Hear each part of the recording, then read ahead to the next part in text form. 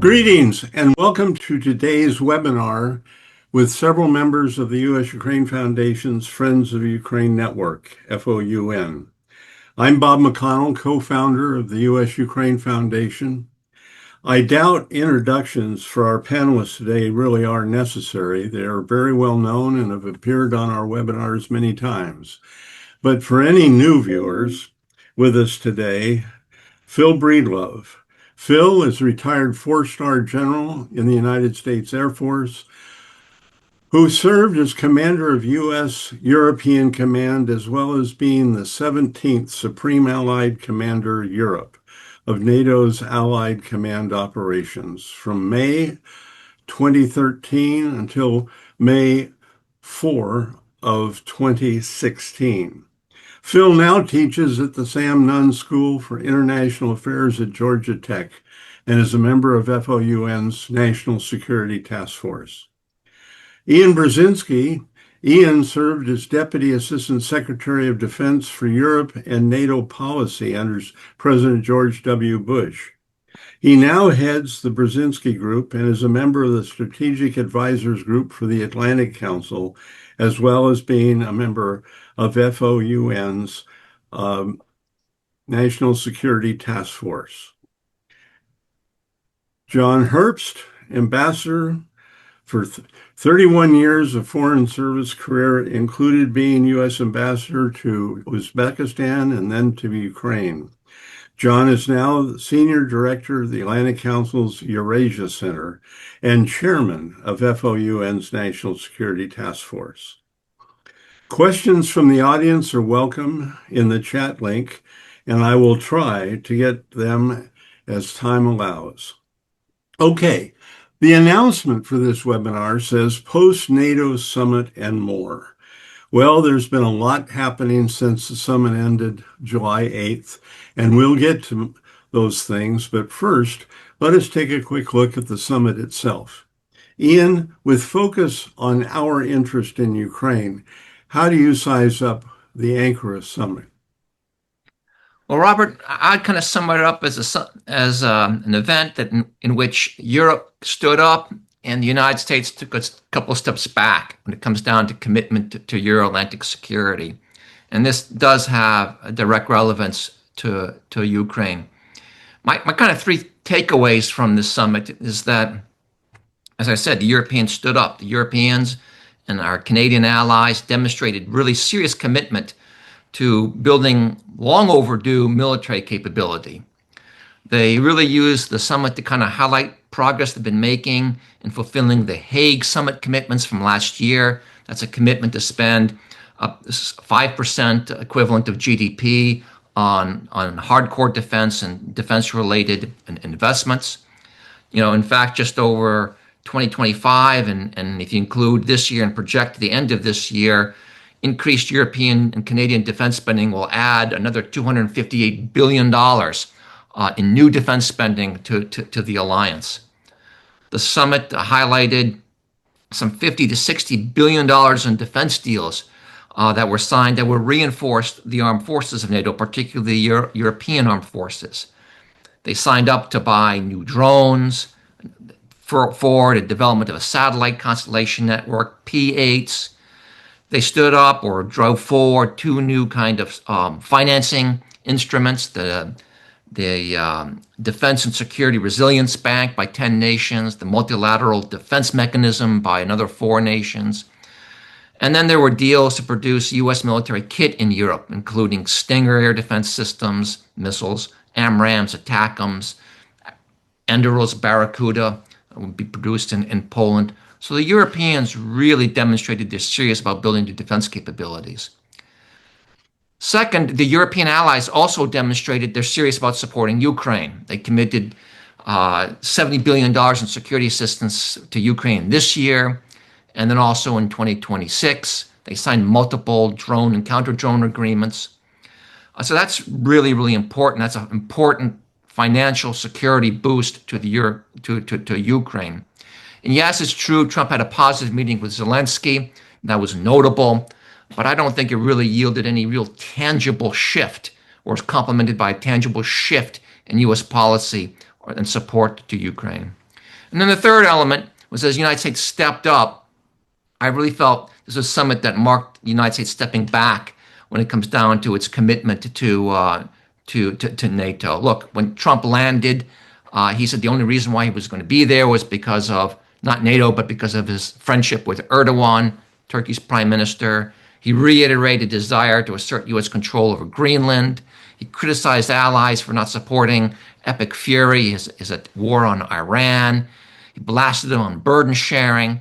He even asserted that the Russian invasion of Ukraine is a war that doesn't affect the United States. And then he threatened to withdraw troops from Europe. And this summit, of course, was, you could say, under the cloud of an ongoing U.S. force posture review about American military presence in Europe. So there was definitely good news from the Europeans in this summit regarding NATO and Ukraine. But Trump underscored his lack of commitment to NATO, and that was nonetheless palpable and disconcerting. So it was a summit that I think will be remembered where the Europeans stepped up and the United States took a couple of steps back. Well, Phil, you've been in a bunch of those meetings. Do you have anything you'd like to add? Well, I don't disagree. In fact, I agree with everything Ian said. I would say that not only did the Europeans step up in this summit, but it was sort of the next step in a series of steps they've already been taking. We have seen the Europeans maybe too slow for some, but we've seen the Europeans beginning a methodical movement towards understanding they have to invest more in their own. And I've never been challenged by that. I was often asked, was I upset about the move towards a quote unquote European army? And I never was, because pretty much anything you do for European armies is also going to benefit NATO. So I think that that is good. And while I do agree with Ian's characterization of sort of the climate around Trump at this, I would say that it was not as abrasive as the last time he was there. And so I saw that as a bit of a, not a positive, but a lack of a big negative like we've had in the past. I'm not trying to say that it was all roses, but what we didn't get was some of the vitriol that we've had in the past, with the exception of a pretty hard attack on Spain. We fared a bit better than in the past. So I see this again exactly as Ian has characterized it, but it was an improvement for me since the last iteration. Thanks.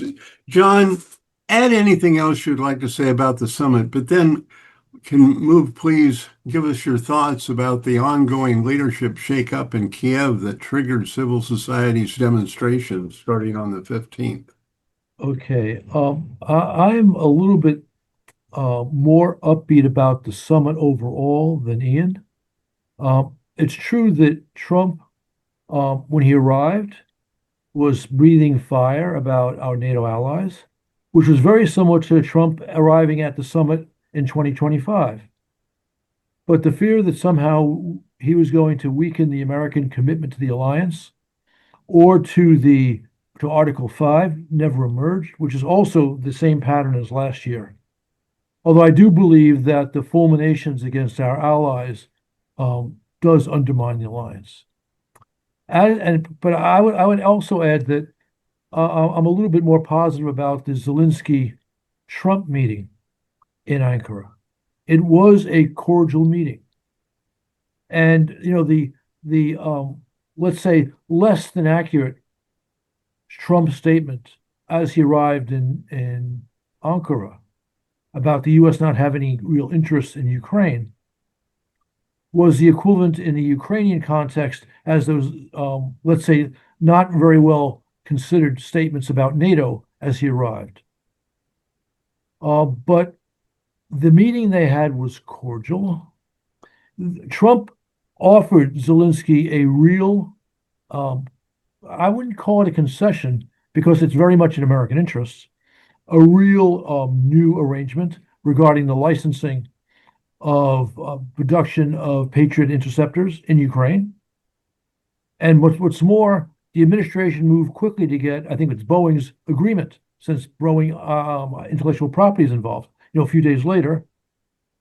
And perhaps the most important thing of all, Trump said he has no objections to Ukraine's deep strikes into Russia.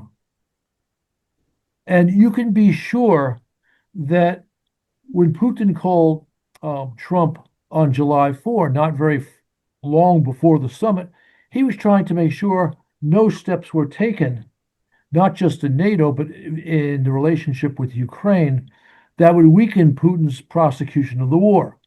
And he got exactly the opposite between the licensing agreement and the statements about deep strikes. And I might add, they were actually kind of making fun of the Russians. Because when Trump, it was almost like Trump was playing Bud Abbott to Zelensky's Lou Costello, when Trump said, well, what about going to Moscow to see Putin?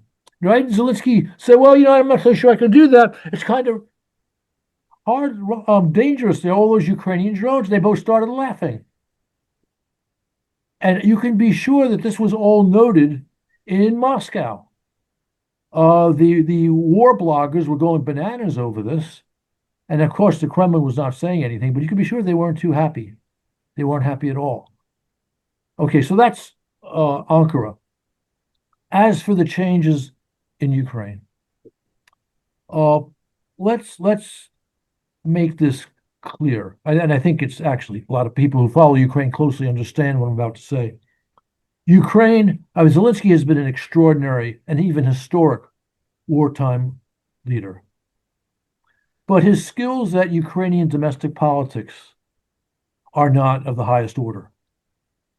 And he has a tendency to make some mistakes, even serious mistakes.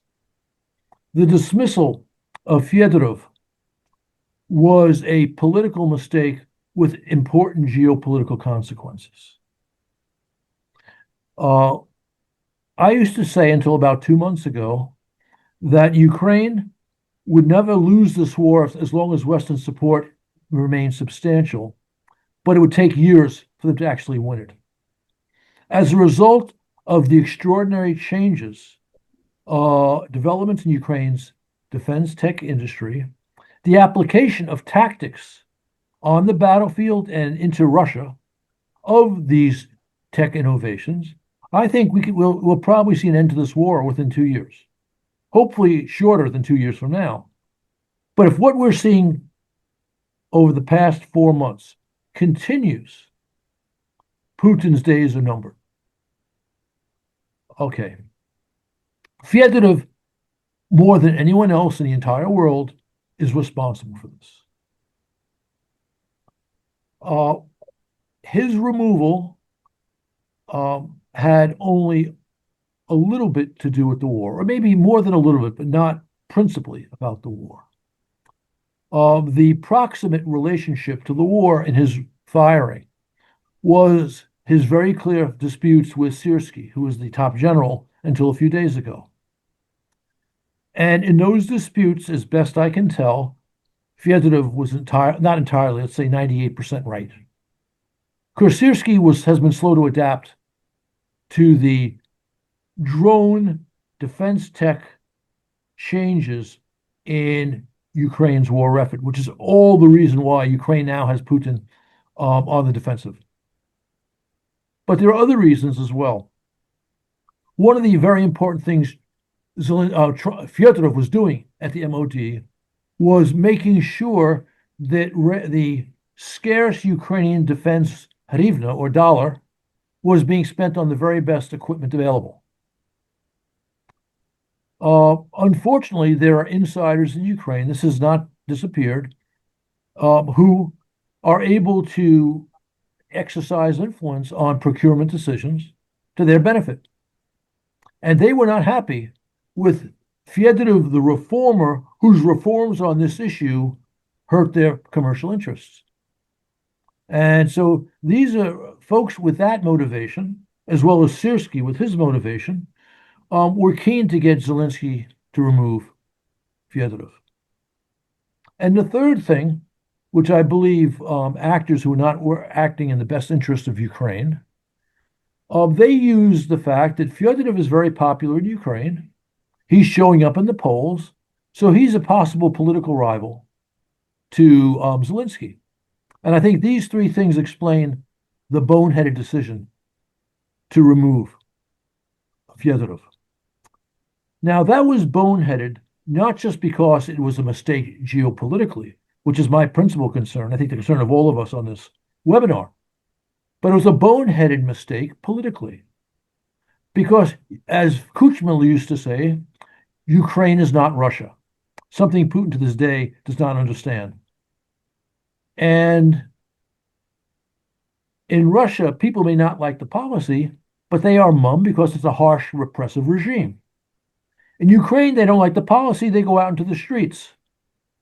And they did, right? Within 36 hours of the firing of Fyodorov, Zelensky had a political problem that did not exist 2 weeks ago. And that problem persisted, and that problem moved Zelensky to offer the easier concession to the protesters, meaning firing Sirski, replacing him with General Zapata, who's very much thinks along the lines of Fyodorov, considered perhaps Ukraine's most talented serving general. And I put it that way because, of course, one of Ukraine's most talented generals is not serving right now, Zaluzhny. And I think President Zelensky was hoping that would end the demonstrations. But it did not, because they want Fyodorov back. And Zelensky has offered Fyodorov this and that at something at the National Security and Defense Council relating to weapons procurement.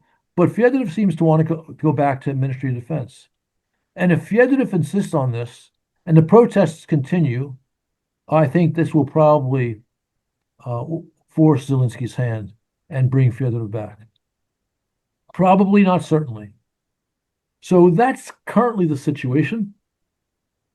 I hope Fyodorov winds up back at the MOD, but I'll offer this as an evaluation for the moment.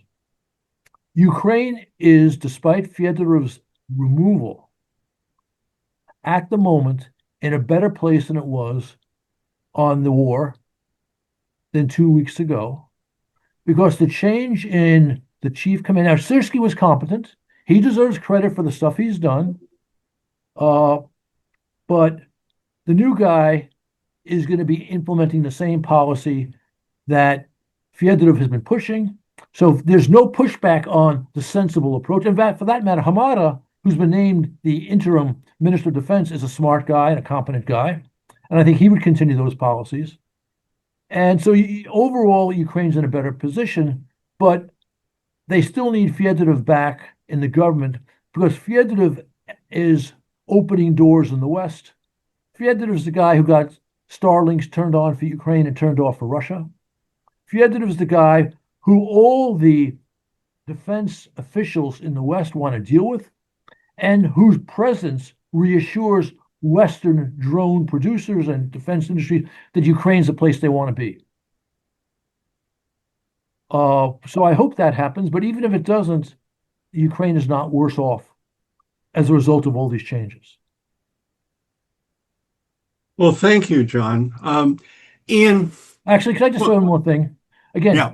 Zelensky has been a world historic defense leader, right? So he deserves great credit because I've just been criticizing, say, the things he makes on the other side of the equation. But I want to clear, Ukraine owes him a lot, and the West has been strengthened by his extraordinary leadership. Thank you. Ian, what's your read? John made a reference to a couple of countries, but what's your read on the reactions to the shakeup in other capitals, and what's your impression of how events are shaping perceptions in Moscow? Well, I think, when I reviewed kind of the press and talked to folks on the European side, those who are, pro-Ukraine are kind of a little bit taken aback. Why did you, topple an apple cart that was going in the right direction and producing a lot of goods, so to speak. But it is what it is, and I think that most of them are going to be more interested in learning who is going to actually replace Fyodorov as the permanent vice acting Minister of Defense. And my sense is that Zelensky will be smart enough to pick somebody who will, at a minimum, continue to drive the ship forward in the direction that the previous minister was taking, emphasizing a new generation of leaders and this new type of warfare that he's been identified with. So I think people are in a wait and see mode in terms of who's going to be the next, but with an expectation that while this might not have been the wisest decision by Zelensky, fundamentally the ship is stable, will continue, and there will be an appropriate replacement, perhaps something along the lines of the new commander-in-chief, new generation, younger, committed to technology and such. Regarding Russia is a little bit back on the heels. I think we'd be careful about overstating that, because I wouldn't say I wouldn't say the war has been reversed and that Ukraine is on the offensive, because that's just not the case. But clearly, the Ukrainians have taken steps. They've adapted their force structure, their tactics in a way that has significantly reduced the momentum of Russia's invasion.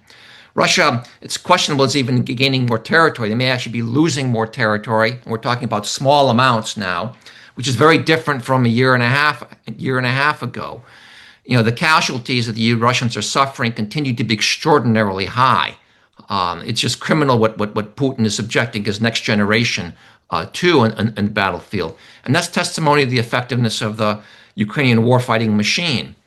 And interestingly, the Ukrainians have been able to use their drone technologies in medium and long-range strikes that are significantly upsetting Russian operations on the front, are beginning to come close to actually cutting Crimea off from Russian mainland, so to speak, and are now bringing the war to the Russian people, because they're now beginning to suffer the economic consequences of his strikes against Russian energy facilities, within a 1,500 kilometer, 2,000 kilometer band.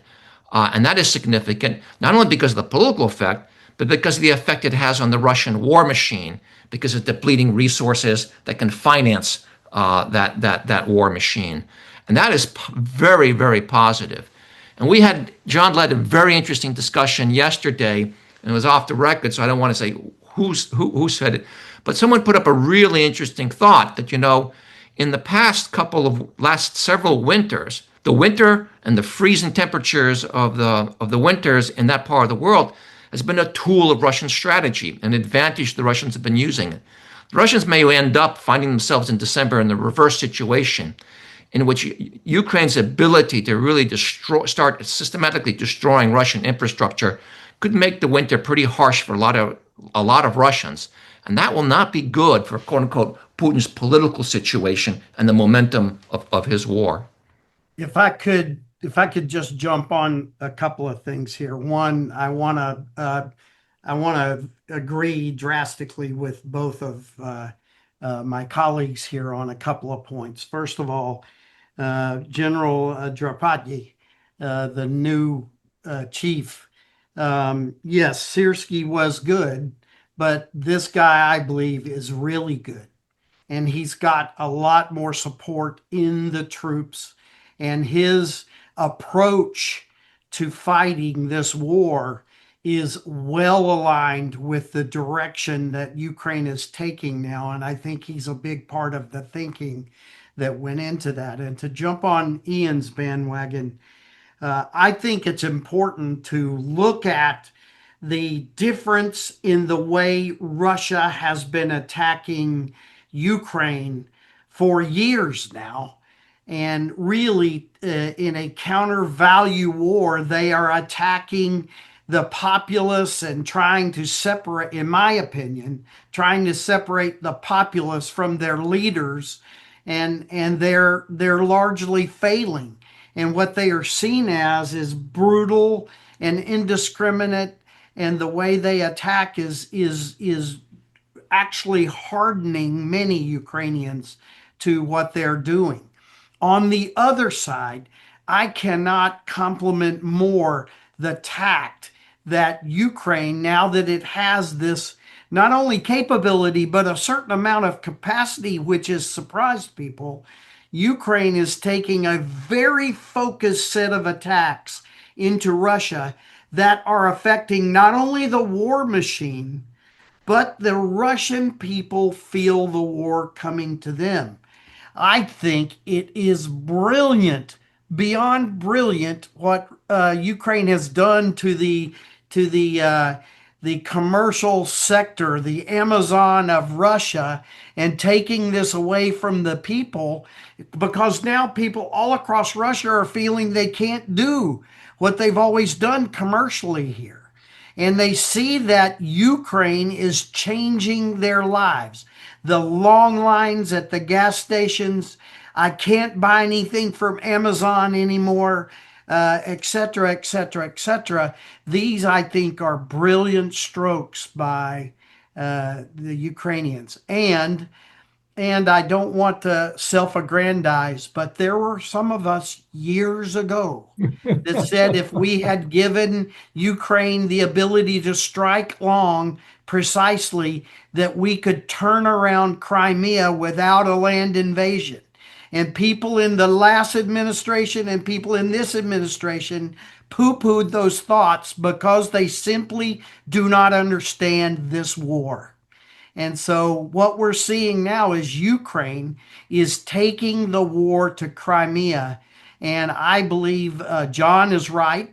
I believe there's an end in sight now. It may not be immediately, but I believe the end in sight for Crimea may be short of what John predicted, because the Ukrainians are making it nearly impossible to resupply Crimea.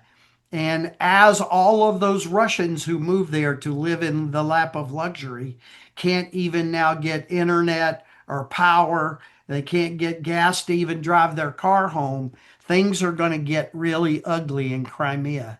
And if we had done this 4 years ago or more, we might have accelerated the end of this conflict.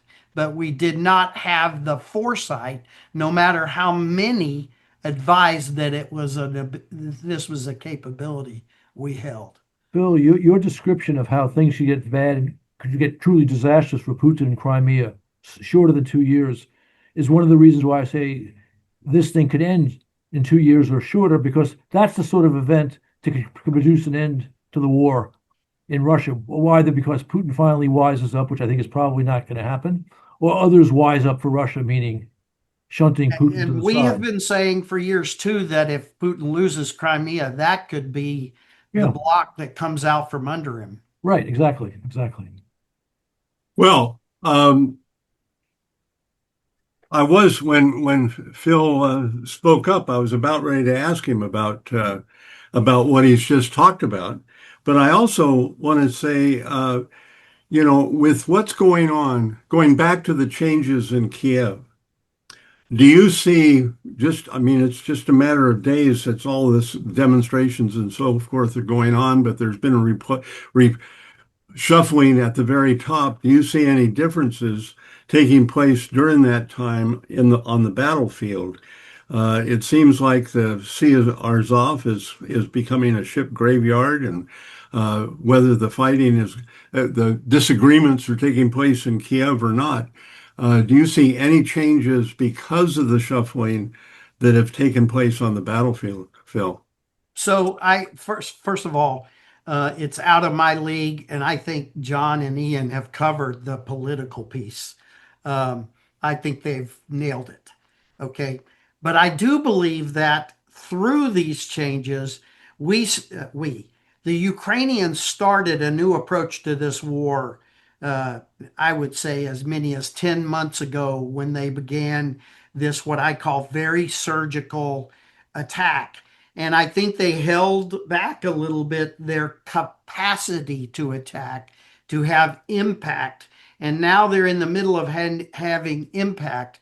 And I do believe that the new commander, I'm probably mispronouncing his name, but he is known for this kind of thinking. He is known for more technological approaches to the war. And I think that what we will see is that some of the changes that were already being made, as John and Ian both made clear, some of those I think will only accelerate with the change to this commander. And what I really hope is that, and John or Ian could better explain this, I'm not sure that the relationship between the senior military command and the Minister of Defense has been that good in the past. And I hope that as we find the two new names, we will find more synergy in those relationships, because I think given improvements and more capacity in the thrust that Ukraine is making now, I think we're headed in a very good direction. If I could add to that, Sure. Sure. the points that General Breedlove and Ambassador Herbst have made about the increased momentum behind the Ukrainian effort and the success that they're having, the operational success they're having on the battlefield, and the strategic impact that they're having in the rear echelons of Russia. This should be a moment now where the West leans in. This is a moment when the United States should be leaning in. The United States is simply not out of strategic interest, out of just simply be part of the winning side, because now and in the remaining month of this summer, 2 months of this summer and the fall is how you really prep the battlefield, help Ukraine prep the battlefield so that it can leverage the winter to its advantage, and that means reversing course in the United States to actually provide security assistance. That's a material impact and that's a political impact. It's also a time to, I'm looking at the screen, now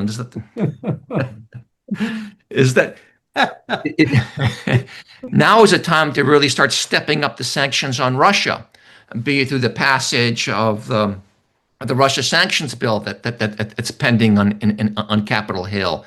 And then the president not only just signing it, but actually exercising it. And that, of course, I think would lead the Europeans to actually step up further what they've already been doing on the economic and on the military security assistance side. And then, of course, leveraging our informational advantages, which I really don't think that we've done, both the United States and the Europeans have done sufficiently. And that's a huge opportunity. But those three pillars ought to be leveraged now to ensure that the coming months are actually really leveraged to the maximum effect to Ukraine's benefit. I'm going to say something I say all too often on these webinars. I'm in violent agreement with what Ian just said. Violent agreement. John, the shakeup or ongoing shakeups in Kiev, I want to twist just a little bit. The President Zelensky, has also announced that he's going to make and is making personnel changes in Ukraine's diplomatic corps, and he has said that this is aimed at improving cooperation with international partners and accelerating the implementation of defense agreements. I thought of that when the comment was made earlier about how governments want to and have wanted to and have responded well to Fedorov when he was Minister of Defense. I don't know how you improve it by getting rid of him and come up with diplomats that are supposed to. I mean, what's your thought about the diplomatic changes? I, for one, am mystified about the change of the recently appointed ambassador to the United States, who I thought was doing a pretty good job in settling in well. Well, Ambassador Stefanishyna is a very smart lady, and I think you're right. She was doing an excellent job here in not easy circumstances. I think this has something to do with some investigations into business activities of her former husband. I think that may be the approximate cause of this. as for broad scale changes in their diplomatic service, look, Zelensky has demonstrated a preference for shaping up his governments very often. I think this is the fourth government shakeup we've seen since he became president. That's a fair number. I think that's just the way he likes to run things. But you're absolutely right that in terms of Ukraine's position with its principal partners, Fyodorov has been very important. And if he remains out of the Ministry of Defense, that's a problem that Ukraine does not need. Although if he came back into the government in a different position that satisfied him, I don't think his Western partners would object to renewing their close relationship with him. I think they'd welcome that. They just want him back in the government and empowered. Well, there have been comments here, a number of them about Russia and Putin and so forth. And I'm just asking for thoughts. It's been touched on. When Trump said at Ankara that he was in favor, or he was okay with the long strikes into Russia, do we have any other tea leaves to read about whether the relationship or the view of Russia and Putin is really changing and has changed with any substance to it in our president's mind? I can offer a response which is far from authoritative. The administration, including the president, has clearly believed since the campaign which Trump won, clearly believed up at least until March of this year that Russia had an overwhelming advantage in the war that would lead to its military victory if it continued. As a senator, Vance said multiple times, Russia would win because mathematics guaranteed it. Russia's much larger, has three times the population, has a much larger economy, a much more larger defense industry. And of course, that concept explained, I would say, the not well thought through proposal that the Trump team was pushing in negotiations that Ukraine should hand over to Putin Western Donbass, which Russian arms have been unable to conquer in 4+ years since the big invasion. Now, why do I say this idea was with the administration up until March? Because that was the last time a senior administration official, in that case, Vice President Vance, said, yes, Ukraine should give up Western Donbass because the Russians will just take it militarily. He hasn't said it since. And we know that the administration, including the president, has been impressed by what Ukraine has done with its tech industry. And I mean what it's done on the battlefield and with the strikes into Russia. And we know as well that Putin was hoping that Trump would somehow speak out against this. In other words, say to Zelensky, this is too provocative. And Trump said, no, no problem here. Continue, Zelensky. If you want to shoot into Russia, shoot into Russia.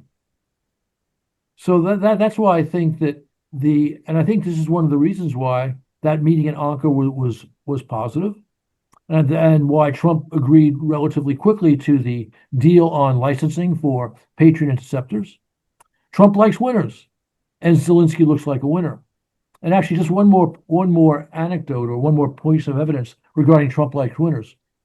Probably people forget, because it's not particularly memorable, that when Ukraine did Operation Spiderweb in late May of last year, a Trump-adjacent figure, General Flynn, tried to call that out as a provocation designed to create tensions between the U.S. and Russia. And President Trump cut out his legs when he said, I consider it a badass operation. In other words, a gesture of respect for Ukraine's boldness. And that's why I think these changes on the battlefield and the medians behind it are reasons why Trump is looking more favorably at helping Ukraine. But you're right, Ian and Phil, that now's the time for us to double down. Let's get that sanctions legislation passed. But more importantly, then let's implement the sanctions legislation. And while we're at it, let's change the American position to make it in favor of transferring to Ukraine that 200 billion euro of frozen Russian state assets. That would be a crushing blow to Kremlin hopes in this war. Yeah. A number of us have been advocating for the Europeans to step up and do more to support the Ukrainians, and they have been. So I want to be clear about that. A year or two ago, I might have been more critical of them, but at the NATO summit, they demonstrated they're really serious and trying to do more. There's more they can do.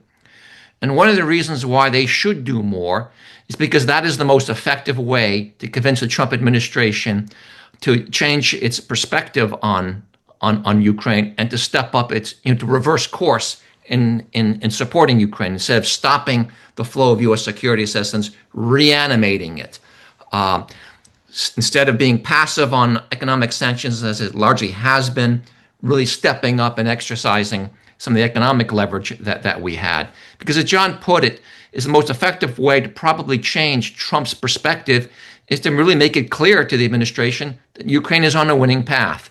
And because he wants to be with the winners. It's unfortunately, I think, as simple as that.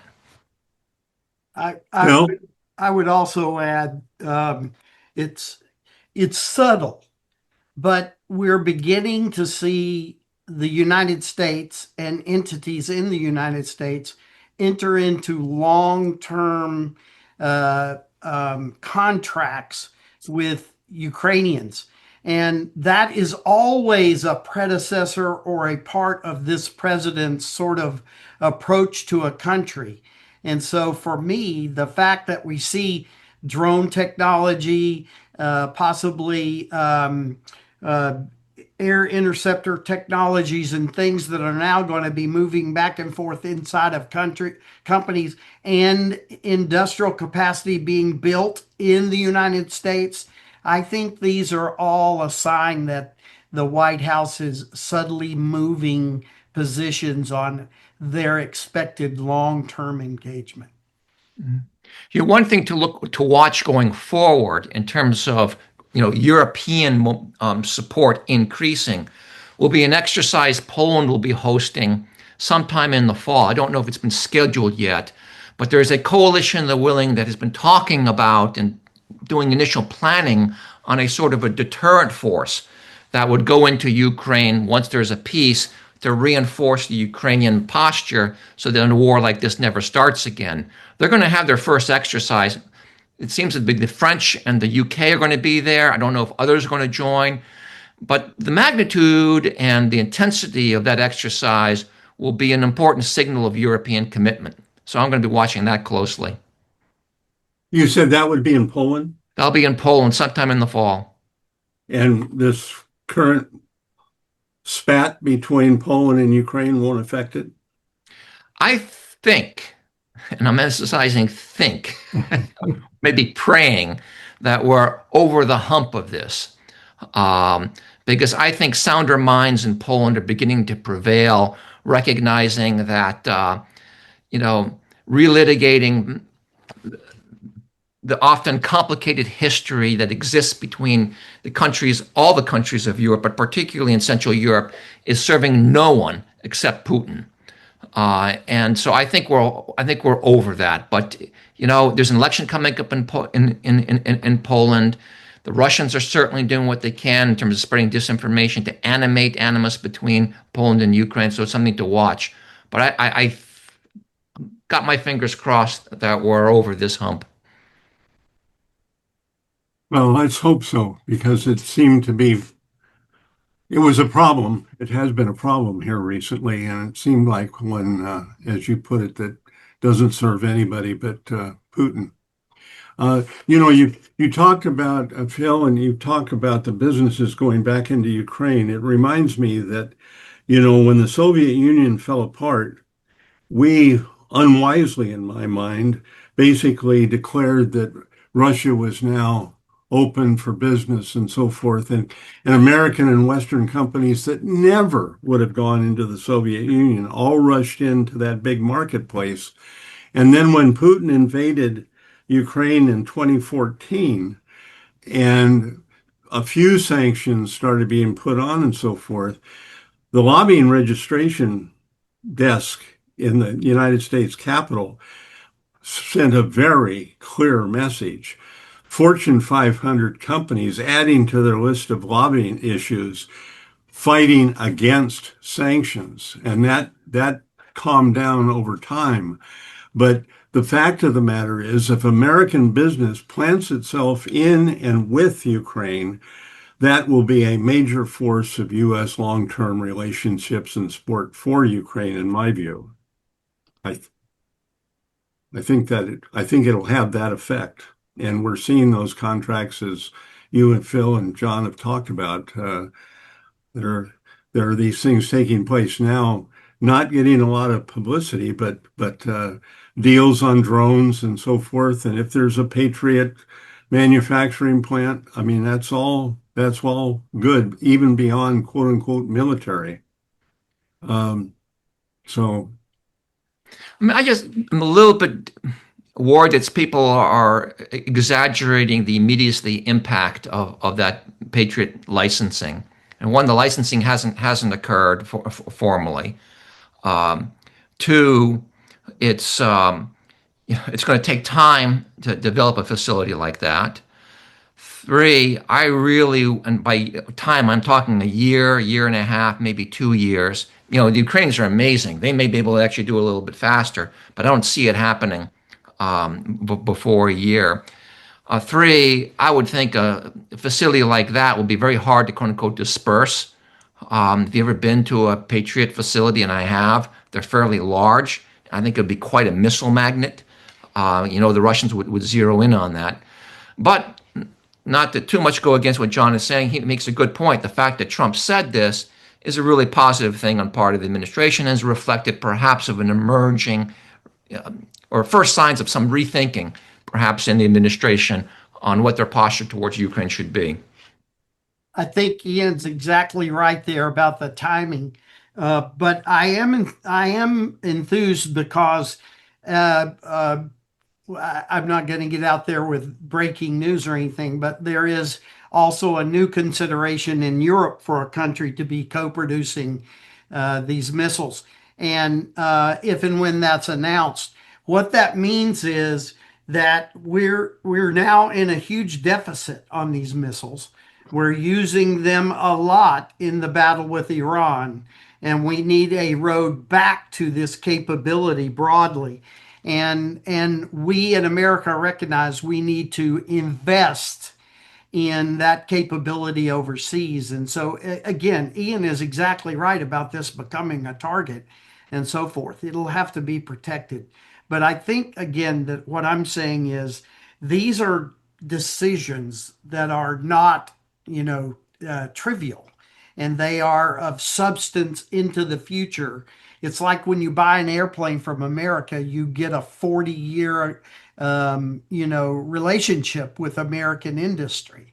And so if we start building Patriots in Ukraine and Patriots in a couple of the European nations and Japan and other places, these are relationships that are going to be strong into the future. And that's what I'm hoping for in this, as much as anything else. we have several questions from our audience, and I must admit I've heard the name, but I don't follow Laura Lermer. But the question is, and see if anybody has some thoughts. Curious if you have any thoughts on Laura Lermer's about face on Russian propaganda and its influence on conservative voices, along with her recent trip to Kiev. As someone with Trump's ear, do you see her new position as potentially influencing the president for support of Ukraine? This came to mind in the context of the sanctions bill and the potential for U.S. support becoming stronger. That Well, was a I'll jump on this a little bit. I'm not a follower of Laura Loomer either, so I can't speak exactly to her. But I think what the three of us would probably agree is that, Russia's bravado and the false facade they have been putting up for years now about their ability to crush Ukraine has been unraveling for some time. And I would offer that keen observers of this war have known that this was a problem for Russia for some time. And what is happening now is the conservative influencers in America are beginning to understand that there was a lot of hooey being passed out by Russia on their ability in this war. And it's unraveling in real time now. And I think that these influencers are beginning to understand that they can't stand where they stood 2 years ago. I think Phyllis hit the nail right on the head. I would simply add that this is I'd say the second loss the Russians have suffered on this particular front over the past year. And the first one was, again, about a year ago, when you had this scandal about some Canada-based firm paying American MAGA-type influencers to put out Kremlin propaganda.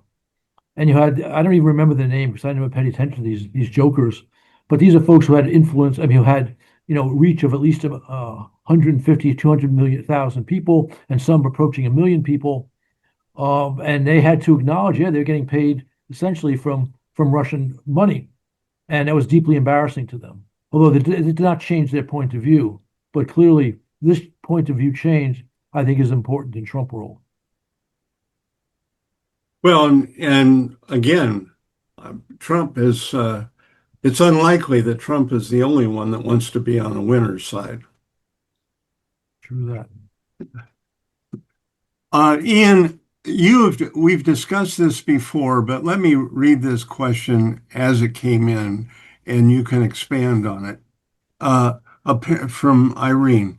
Apparently, Polish companies currently are the largest recipients of Ukraine defense tenders, and despite on the ground of populist anti-Ukrainian sentiment in Poland, Poland's defense minister spoke out with assurances that defense relations with Ukraine will remain stable. Fedorov's intent to reform the tender system could have upset another apple cart. Any thoughts about input from Ukraine's partners, especially Poland, to that overall situation?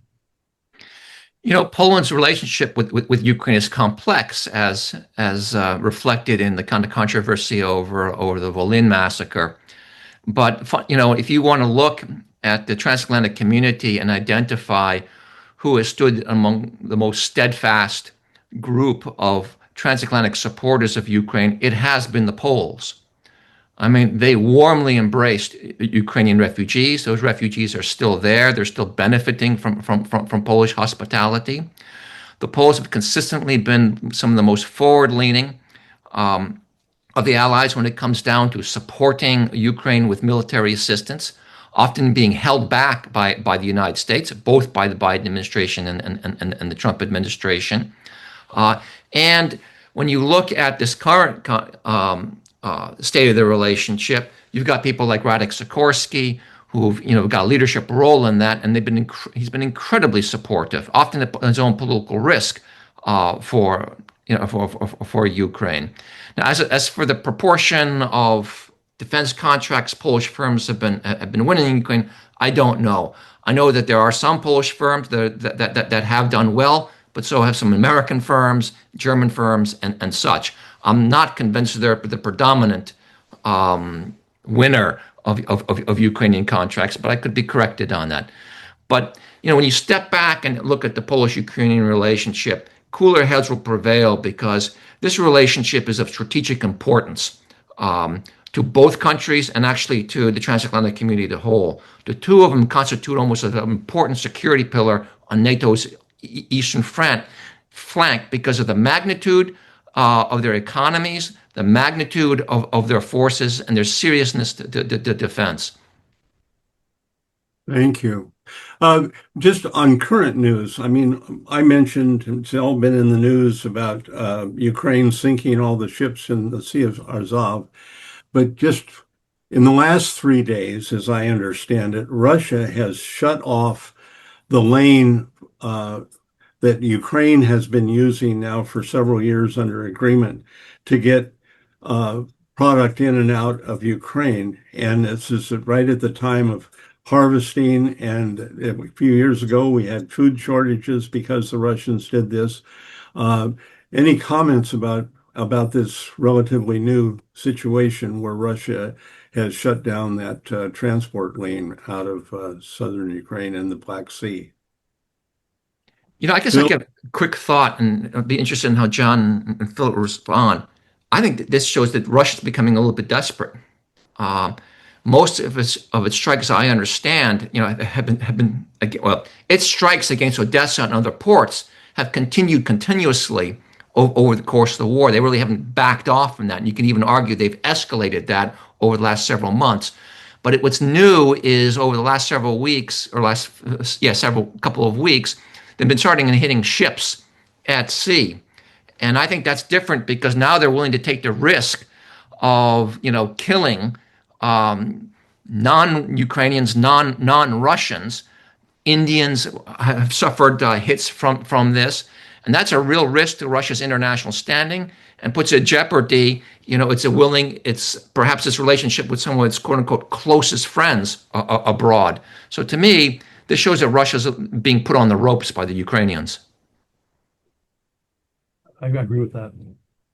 I do too. I think that Ukraine has it's this business now of striking the shadow fleet has sort of really thrown Russia for a loop, especially in the Black Sea. And so Russia's looking for some way to respond. And I think part of that is to their own internal audience, because they're worried about the internal audience losing confidence in this war. And I think that's starting to play out in the Russian mill bloggers and press. And so this is a little bit of a reaction to Ukrainian successes in the Black Sea, I think. Yeah. Well, we're coming to the end of our hour, and something that I just watched early this morning. I think you all are aware of Kaylan Robertson's interviews in Ukraine and so forth, and his report on the Russian plant in Northern Ireland and so forth. But he just did an interview with Robert, I guess I pronounce it right, Brovidi, call sign Magyar, who is the commander of Ukraine's unmanned systems forces. It was a very interesting interview, but what I noted, one of the things I noted was toward the end of the interview, he said to Robertson, whenever there is a conclusion to this war, Ukrainians will live with heightened awareness, physically, emotionally, psychologically, knowing Russia is against our independence, and every Ukrainian family has suffered and lost someone they know to Russia's war. My point being that when the fighting stops, it's going to be with Ukraine a long time. And they're not, I think there's been a couple comments today about making sure the defenses are there, strengthening Ukraine so that no one dare do this again. The people have suffered. They are aware, and comments have been made on this webinar and other places. This war has brought people who once defined themselves as ethnic Russians to simply say they are Ukrainians. Putin has united the people of Ukraine, and they want and are going to fight for their independence until they have it assured. The last round, let's see, the order. Ian, your last comments.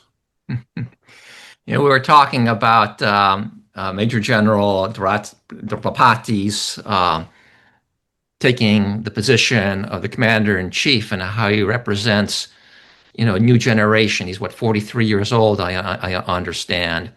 I'd recommend everyone take a look at that video of him leading the charge against Mariupol. And I think that that video there says a lot about what the Russians will be facing with his leadership. Thank you. Phil? Slava Ukraini, it's time for America to get behind Ukraine publicly, loudly, and demonstratively.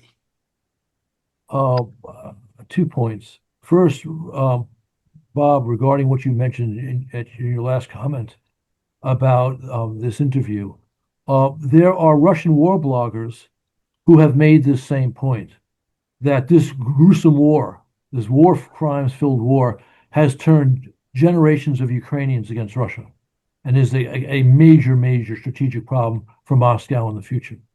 At best, they could have a cold peace. But then the other point I'd like to end on is, again, we're seeing now especially something the smarter among us had seen before, which is that the United States and our NATO allies need Ukraine in NATO for our own defense. We want these warriors on our side. It's that simple. And you have to be truly blinded to not understand that. Hear, hear. Hear, hear. Amen. Thank you all. Appreciate it. For Always those a pleasure with this group. Pardon? Always a pleasure. Hear, hear. Yeah. Well, this group and the task force you lead, John, and the other members, it's always fun to have webinars because it's people that know each other, appreciate each other, and are candid in their views and sharing, and they do it in front of an audience, and it's well worthwhile to listen. Thank you. Till next time. Indeed. Thank you. Ciao.